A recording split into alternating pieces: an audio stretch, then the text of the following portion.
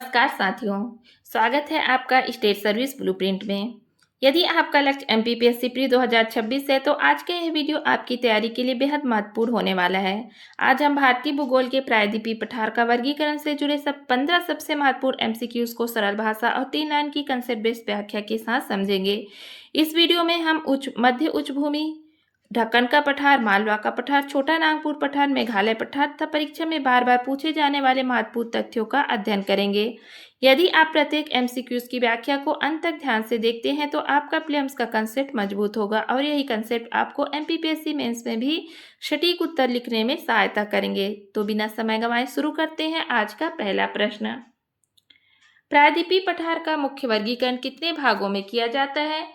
Option A 2, option B 3, option C 4, option D 5। चलिए उत्तर दीजिए। तो इसका सही उत्तर है ऑप्शन ए 2।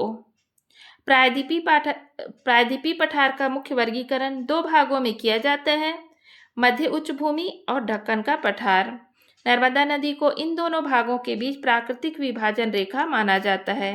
यह वर्गीकरण एमपीपीएससी सहित अन्य प्रतियोगी परीक्षाओं में अत्यंत महत्वपूर्ण है। आगे बढ़ते हैं। प्रश्न नंबर दूसरा, मध्य उच्च भूमि किस नदी के उत्तर में स्थित है? Option A Tapti, option B Godavari, option C Narmada, option D Krishna. चलिए उत्तर दीजिए। तो इसका सही उत्तर है ऑप्शन सी नर्मदा। मध्य उच्च भूमि नर्मदा नदी के उत्तर में स्थित है। यह प्रायद्वीपीय पठार का उत्तरी भाग है जिसमें मालवा पठार, बुंदेलखंड तथा बघेलखंड क्षेत्र शामिल है। नर्मदा नदी मध्य उच्च भूमि और ढक्कन के पठार के बीच प्राकृतिक विभाजन का कार्य करती है। आगे बढ़ते हैं। प्रश्न नंबर तीसरा, ढक्कन का पठार किस नदी के दक्षिण में स्थित है? Option A Ganga, option B Narmada, option C Yamuna, option D Mahanadi. चलिए उत्तर दीजिए। तो इसका सही उत्तर है ऑप्शन बी नर्मदा। ढक्कन का पठार नर्मदा नदी के दक्षिण में स्थित है और यह प्रायद्वीपीय पठार का सबसे बड़ा भाग है। नर्मदा नदी मध्य उच्च भूमि और ढक्कन के पठार के बीच प्राकृतिक विभाजन रेखा का कार्य करती है। ढक्कन का पठार मुख्यतः बेसाल्ट लावा चट्टानों से निर्मित है तथा यह भारत का प्रमुख खनिज और कृषि क्षेत्र है। आगे बढ़ते हैं। प्रश्न नंबर चौथा, निम्नलिखित में से कौन सा पठार मध्य उच्च भूमि का भाग है? ऑप्शन ए मालवा पठार, ऑप्शन बी तेलंगाना पठार, ऑप्शन सी कर्नाटक पठार, ऑप्शन डी ढक्कन का पठार। चलिए उत्तर दीजिए। तो इसका सही उत्तर है ऑप्शन ए मालवा पठार। मालवा का पठार मध्य उच्च भूमि का प्रमुख भाग है और यह नर्मदा नदी के उत्तर में स्थित है। यह मुख्यतः मध्य प्रदेश और राजस्थान के कुछ भागों में फैला है। मालवा का पठार काली मिट्टी, कृषि तथा ज्वालामुखी चट्टानों के लिए प्रसिद्ध है। आगे बढ़ते हैं। प्रश्न नंबर पांचवा, निम्नलिखित में से कौन सा ढक्कन पठार का भाग है? Option A Baghelkhand, option B Bundelkhand, option C Telangana, option D Malwa पठार। चलिए उत्तर दीजिए। इसका सही उत्तर है ऑप्शन सी तेलंगाना पठार। तेलंगाना पठार ढक्कन के पठार का मुख्य भाग है और यह मुख्यतः तेलंगाना राज्य में स्थित है। यह प्राचीन आग्नेय एवं कायांत्रिक चट्टानों से निर्मित है तथा गोदावरी और कृष्णा नदी तंत्र से प्रभावित क्षेत्र है। तेलंगाना पठार खनिज संपदा, कृषि और ढक्कन के पठार की भौतिक संरचना के लिए महत्वपूर्ण माना जाता है। आगे बढ़ते हैं। प्रश्न नंबर छठवां, मध्य उच्च भूमि के पूर्वी भाग में कौन सा प्रमुख पठार स्थित है? ऑप्शन ए छोटा नागपुर पठार, ऑप्शन बी नीलगिरी पठार, ऑप्शन सी कर्नाटक पठार, ऑप्शन डी मेघालय पठार। चलिए उत्तर दीजिए। तो इसका सही उत्तर है ऑप्शन ए छोटा नागपुर पठार। छोटा नागपुर का पठार मध्य उच्च भूमि का पूर्वी भाग है और झारखंड तथा आसपास के क्षेत्रों में विस्तृत है। यह भारत का सबसे महत्वपूर्ण खनिज क्षेत्र माना जाता है जहां कोयला, लौह अयस्क, अभ्रक और बॉक्साइट प्रचुर मात्रा में मिलते हैं। औद्योगिक दृष्टि से भी यह क्षेत्र अत्यंत महत्वपूर्ण है तथा भारत का प्रमुख इस्पात उद्योग क्षेत्र इसी क्षेत्र के निकट विकसित हुए हैं। चलिए आगे बढ़ते हैं। प्रश्न नंबर सातवां, ढक्कन का पठार मुख्यतः किस प्रकार के चट्टानों से निर्मित है? ऑप्शन ए जलोढ़ निक्षेप, ऑप्शन बी बेसाल्टिक लावा चट्टानें, ऑप्शन सी चूना पत्थर, ऑप्शन डी बलुआ पत्थर। चलिए उत्तर दीजिए। तो इसका सही उत्तर है ऑप्शन बी बेसाल्टिक लावा चट्टानें। ढक्कन का पठार मुख्यतः बेसाठ लावा चट्टानों से निर्मित है, जिसका निर्माण प्राचीन ज्वालामुखी उद्गारों से हुआ है।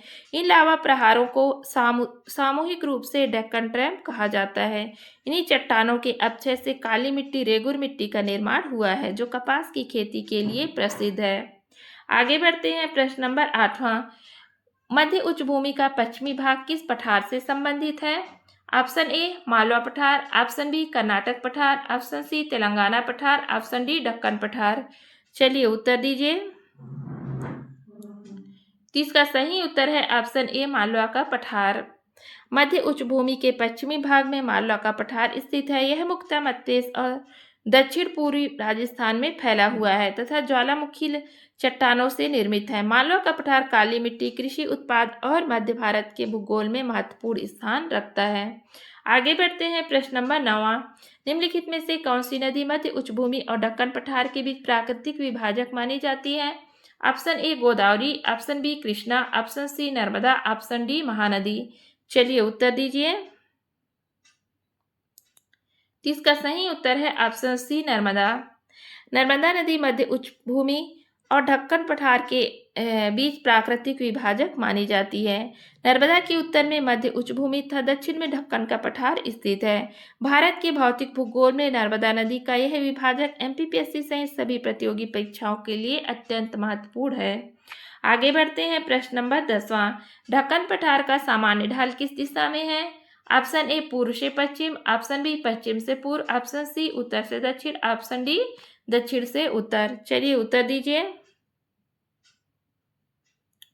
इसका सही उत्तर है ऑप्शन बी पश्चिम से पूर्व। दक्कन के पठार का सामान्य ढाल पश्चिम से पूर्व की ओर है। इसी कारण गोदावरी, कृष्णा, कावेरी और महानदी जैसे अधिकांश नदियां पूर्व की ओर बहते हुए बंगाल की खाड़ी में गिरती है। यह ढाल प्रायद्वीपीय भारत के अपवाह प्रणाली की प्रमुख विशेषता है। आगे बढ़ते हैं। प्रश्न नंबर 11वां। निम्नलिखित में से कौन सा कथन सही है? ऑप्शन ए मध्य उच्च भूमि नर्मदा के दक्षिण में स्थित है, ऑप्शन बी दक्कन पठार नर्मदा के उत्तर में स्थित है, ऑप्शन सी मध्य उच्च भूमि नर्मदा के उत्तर में स्थित है, ऑप्शन डी दक्कन पठार हिमालय का भाग है। चलिए उत्तर दीजिए।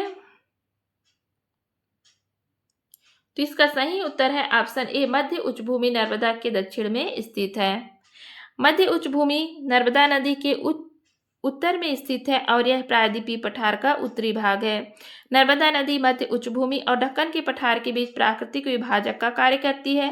दक्कन के पठार नर्मदा नदी के दक्षिण में स्थित है और यह प्रायद्वीपीय पठार का सबसे बड़ा भाग है। आगे बढ़ते हैं। प्रश्न नंबर 12वां। मध्य उच्च भूमि में निम्नलिखित में से कौन सा पठार शामिल नहीं है? ऑप्शन ए बुंदेलखंड पठार, ऑप्शन बी बघेलखंड पठार, ऑप्शन सी छोटा नागपुर पठार, ऑप्शन डी कर्नाटक पठार। चलिए उत्तर दीजिए। तो इसका सही उत्तर है ऑप्शन डी कर्नाटक पठार।